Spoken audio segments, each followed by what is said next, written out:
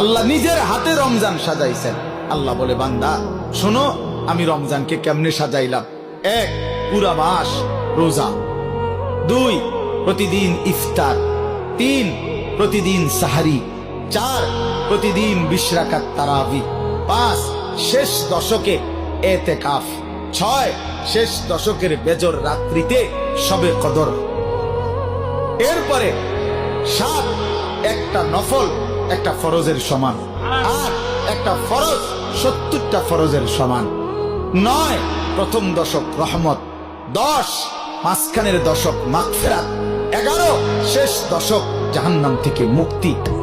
আল্লাহ বলেন, জান্নাতের দরজা খুলে দিলাম, জাহান্নামের দরজা বন্ধ করে দিলাম, সমস্ত শয়তানগুলোকে শেকলে বন্দী করে দিলাম, চারিদিক দিয়া গোলাইয়া সব গুছাইয়া বান্দা রাস্তা কেবল একটাই খোলা, দরজা কেবল একটাই খোলা। পুরা রমজান রাতে আসো, দিনে আসো, দুপুরে আসো, শুধু আমার গোলামি করবা, গুনাহ ছেড়ে দিবা, আর একটা দরজা দিয়েই সবাই ঢুকবা। শুধুই জান্নাত, শুধুই জান্নাত, শুধুই জান্নাত, শুধুই জান্নাত।